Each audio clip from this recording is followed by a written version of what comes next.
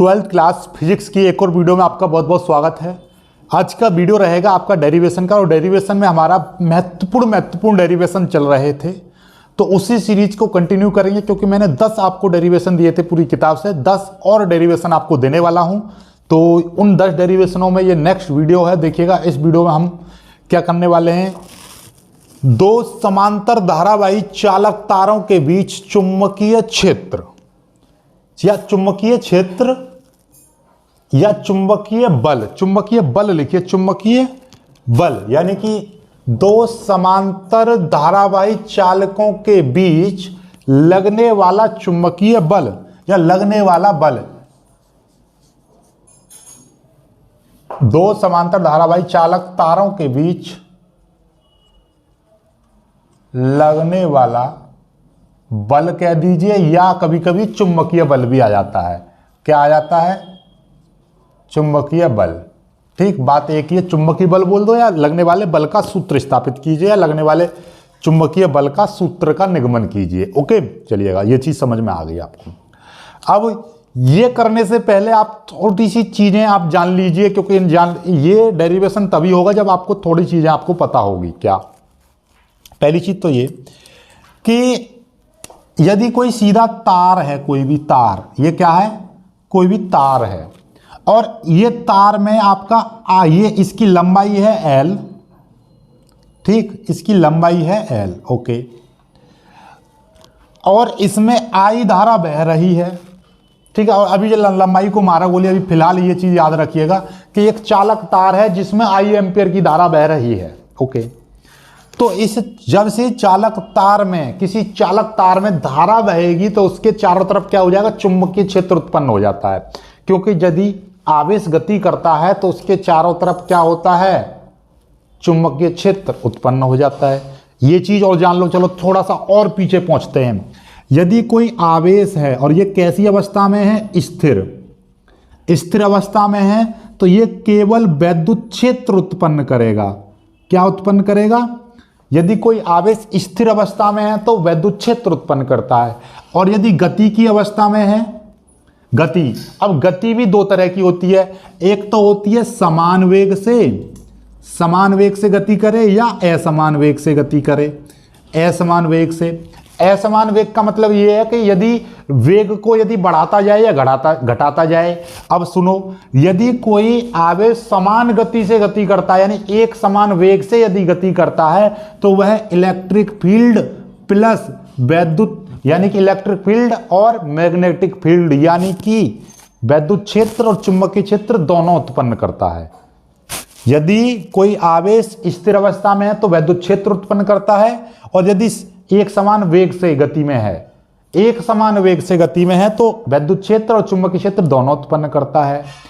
और यदि असमान वेग से, यानी उसका वेग लगातार बढ़ता जा रहा है, तब वह वैद्युत क्षेत्र भी उत्पन्न करता है, चुंबकीय क्षेत्र भी उत्पन्न करता है, और रेडिएशन भी निकालता है। कौन सी? इलेक्ट्रोमैग्नेटिक वेव्स, विद्युत चुंबकीय तरंगें भी निकालता है, उत्सर्जित करता है। अपनी ऊर्जा को विद्युत चुंबकीय तरंगों के रूप में उत्सर्जित करता है। याद रखना ये चीज, ठीक है, समझ में आ गई। तो यहाँ पे आवेश धारा बह रही है, मतलब क्या है कि यहाँ पे आवेश गति कर रहा है। आवेश गति करता है तो क्या, वैद्युत क्षेत्र और चुंबकीय क्षेत्र दोनों उत्पन्न करेगा, ठीक है। अब हमको ये चीज तो समझ में आ गई कि यदि किसी चालक में यदि धारा प्रवाहित कर देंगे तो इसके चारों तरफ क्या हो जाएगा, इसके चारों तरफ एक वैद्युत चुंबकीय क्षेत्र और वैद्युत क्षेत्र दोनों उत्पन्न होगा। तो हम तो चुंबकीय क्षेत्र की बात कर रहे हैं, तो इसके चारों तरफ क्या हो गया, चुंबकीय क्षेत्र उत्पन्न हो गया, ओके। आवेश गति कर रहा है तो इसके चारों तरफ क्या हो जाएगा, चुंबकीय क्षेत्र उत्पन्न हो गया। और उस चुंबकीय क्षेत्र का मान कैसे निकलता है, यानी कि हम यहां से r दूरी पर निकाल रहे हैं। यहां से r दूरी पर यदि चुंबकीय क्षेत्र निकालेंगे तो वो क्या हो जाएगा, μ0/2 पाई और I/r, ये होता है इसका फॉर्मूला। यदि किसी चालक में धारा प्रवाहित करें तो उससे r दूरी पर चुंबकीय क्षेत्र का मान कितना होता है, μ0/2 पाई I/r, ये होता है, ओके। अब एक चीज और सीखो, यदि कोई चालक किसी चुंबक, यानी ये चुंबकीय क्षेत्र है, ठीक है, ये क्या है, चुंबकीय क्षेत्र। यदि कोई चालक चुंबकीय क्षेत्र में उससे चुंबकीय क्षेत्र की दिशा से थीटा कोण बनाते हुए रख दिया जाए, जिसकी लंबाई है एल, जिसकी लंबाई है एल, और इस चालक में आपका आई एम्पीयर की धारा प्रवाहित करे, तो चुंबकीय क्षेत्र में यदि कोई चालक रखा होता है तो उस पर एक बल कार्य करता है, यानी चुंबकीय बल लगने लगता है। उस चुंबकीय बल का मान कितना होता है? इस चुंबकीय बल का मान होता है BIL साइन थीटा। बी क्या है? बी क्या चीज है कि ये जिस चुंबकीय क्षेत्र में रखा है उस चुंबकीय क्षेत्र का मान। आई क्या है? जिस चालक में, यानी कि ये मान लीजिए ये कोई चालक है, ये कोई चालक है। ए बी क्या है? कोई एक चालक है ए बी, ये चालक है ए बी, ठीक है। तो इस पर, इसमें जो धारा बह रही है वो आई, और इस चालक की लंबाई है एल, और थीटा क्या है? थीटा है कि ये चालक इस चुंबकीय क्षेत्र की दिशा से कितने कोण पर रखा हुआ है ये, तो ये कितने, मानी चुंबकीय क्षेत्र की दिशा ऐसे और ये ऐसे रखा हुआ है, तो ये चुंबकीय क्षेत्र की दिशा से कितना कोण बनाते हुए रखा है। तो दोनों चीज समझ में आ गई कि जब चालक में हम धारा प्रवाहित करेंगे तो क्या होगा, चालक में जब धारा प्रवाहित करते हैं तो उसके चारों तरफ क्या हो जाएगा? चुंबकीय क्षेत्र उत्पन्न हो जाएगा। ओके, ये चीज हमको समझ में आ गई। दूसरी चीज ये समझ में आ गई कि जब चुंबकीय क्षेत्र में कोई चालक रख देते हैं तो उस पर चुंबकीय बल लगने लगता है, जिसका मान होता है F बराबर BIL साइन थीटा। बस इन दोनों फॉर्मूला का ही कमाल है इस डेरिवेशन में। क्या है? दो समांतर धारावाही चालक तारों के बीच लगने वाला बल या लगने वाला चुंबकीय बल। ओके, ठीक है, ठीक। हमारे पास दो चालक तार बना दिए हमने। ये क्या बना दिए? ये बना दिए आपके चालक तार। ये क्या बना दिए? ये आपका चालक तार है, ये भी आपका चालक तार है। हमारे पास दो समांतर सीधे लंबे चालक तार हैं जिसका नाम है PQRS। ओके, दोनों के बीच की दूरी R है, यानी इन दोनों के बीच की दूरी R है, और इनकी लंबाई, दोनों चालकों की लंबाई कितनी है? L है। ओके, इतना समझ में आ गया। तो वही थ्योरी हमने लिख दिया। क्या लिख दी थ्योरी? माना दो धारावाही चालक तार PQ व RS निर्वात में एक दूसरे से R दूरी पर रखे हैं। ये निर्वात में रखे हुए हैं, एक दूसरे से R दूरी पर रखे हुए हैं। जो चालक तार हैं PQ RS एक दूसरे से R दूरी पर रखे हुए हैं। ओके, ठीक है। जिनकी लंबाई, इनकी दोनों की लंबाई कितनी है? L है। दोनों की लंबाई कितनी? L है। यहां तक थ्योरी में कोई दिक्कत नहीं है। दो समांतर धारावाही चालक तार PQ व RS निर्वात में एक दूसरे से R दूरी पर रखे हैं, जिनकी लंबाई L है। ठीक, यहां तक कोई दिक्कत नहीं। अब देखिए यहां से आगे का कॉन्सेप्ट। माना तार PQ में I1 तथा RS में I2 धारा प्रवाहित हो रही है। माना चालक तार PQ में I1 धारा और RS में I2 धारा प्रवाहित हो रही है। ठीक है, हो रही है, होने दो। ठीक है, धारा प्रवाहित हो गई। अब देखो जरा, अब अपने दिमाग को थोड़ा सा तेज कर लो। यहां पे क्या बताई थी?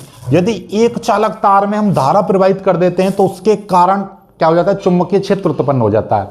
तो हम यहां पे लिख रहे हैं PQ के कारण, PQ, इस PQ यानी लिख दो तार PQ के कारण R दूरी पर उत्पन्न चुंबकीय क्षेत्र, यानी कि इस तार PQ के कारण, क्योंकि इसमें धारा प्रवाहित हो रही है तो इसके कारण चारों तरफ क्या हो जाएगा? चुंबकीय क्षेत्र उत्पन्न हो जाएगा। तो मैं इस चालक तार के कारण, इस पर क्या देख रहा हूं मैं? इस चालक तार के कारण यहां पर, यानी R दूरी पर, यानी यहां पर चुंबकीय क्षेत्र कितना होगा? तो उसके लिए सूत्र क्या था? B बराबर μ0/2πI/R। ठीक है, तो मैंने चुंबकीय क्षेत्र B1 माना, तो B1 बराबर हो क्या जाएगा? जरा ध्यान से समझिएगा। B1 बराबर क्या हो जाएगा? देखिएगा कि μ0/2π ये तो अपने आप में जो का त्यों रहेगा, कोई दिक्कत नहीं है। लेकिन I, अब देखिए चालक में धारा कितनी बह रही है? I1। चालक में धारा है I1 और दूरी कितनी है? यहां से यहां तक की दूरी R ही मानी है। ठीक है, कोई दिक्कत नहीं है। तो इस PQ के कारण, इस चालक PQ के कारण यहां पर इस चालक पर यानी R दूरी पर कितना वैद्युत क्षेत्र, कितना चुंबकीय क्षेत्र उत्पन्न होगा? वो इतना होगा। समझ में आ गई बात? ठीक है। अब देखो जरा ध्यान, थोड़ा सा मैंने क्या कॉन्सेप्ट बताया था कि चालक में धारा प्रवाहित करेंगे तो चुंबकीय क्षेत्र उत्पन्न होगा, और यदि चुंबकीय क्षेत्र में कोई चालक रख देते हैं तो उस पर एक बल लगता है तो यहां पर भी तो दूसरा चालक रखा हुआ है, दूसरा चालक तार रखा हुआ है। तो अब इसके कारण यानी इसके चुंबकीय क्षेत्र ये B1 जो उत्पन्न हो गया है यहां पर, तो ये अब क्या हो गया, इसके कारण तो यहां पर क्या हो गया, चुंबकीय क्षेत्र उत्पन्न हुआ। ठीक है, इसके कारण अब जब चुंबकीय क्षेत्र उत्पन्न हुआ और ये चालक है, तो जब कोई चुंबकीय क्षेत्र में कोई चालक आ जाता है तो उस पर बल लगेगा, चुंबकीय बल। तो इसीलिए हम यहां पर लिख रहे हैं अतः तार RS पर लगने वाला चुंबकीय बल। तो इसमें ऐसे लिखो, अतः PQ के कारण चालक यानी कि चालक RS पर लगने वाला वैद्युत बल। तो यहां पर लिख दो, अतः PQ के कारण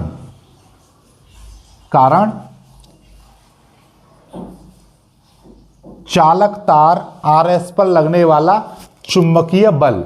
तो क्या हो जाएगा, नॉर्मली फॉर्मूला चुंबकीय बल F, तो F बराबर क्या हो जाएगा, F बराबर फॉर्मूला होता है BIL sin थीटा।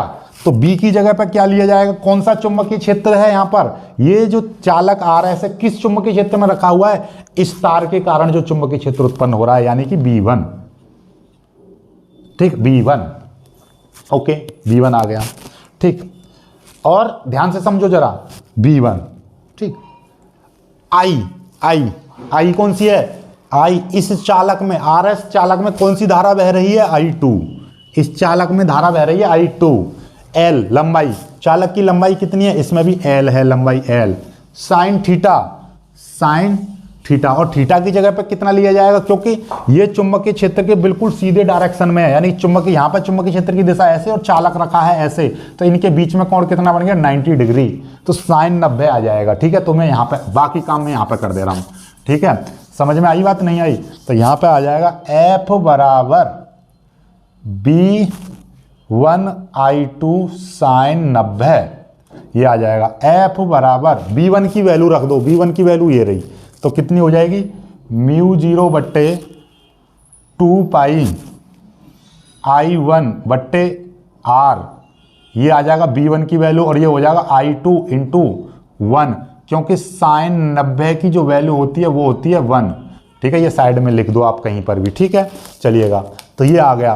तो कुल मिला के बात, हाँ यहाँ पे L भी था, L भी, B1I2L भी था L और साइन 90, तो ये I2 और I2 इंटू L इंटू 1, क्योंकि यहाँ पे लिख देना, चूंकि साइन 90 बराबर होता है 1, ये साइड में लिख देना कहीं पर भी। ठीक है, ये I2 देखिए, B1I2L साइन 90 क्यों हो गया, क्योंकि चुंबकीय क्षेत्र ऐसे, चालक खड़ा है ऐसे, तो दोनों के बीच में कोण कितना हो गया, 90। ठीक है, ओके, 90 का मान 1 हो गया, I2 ये आ गया। अब इसको देखेंगे तो कितना हो जाएगा, F बराबर μ0 बट्टे 2 पाई, और ये हो जाएगा I1I2L बट्टे R, इतना आ गया, इतना बल लगेगा, इतने न्यूटन बल लगेगा। ठीक है, ठीक।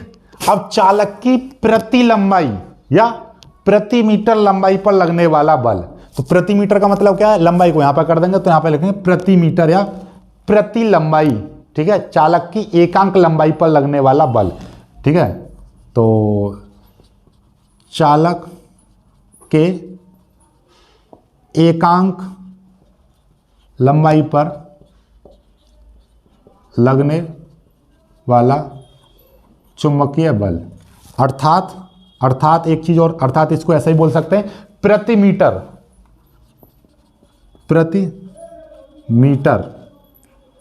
पर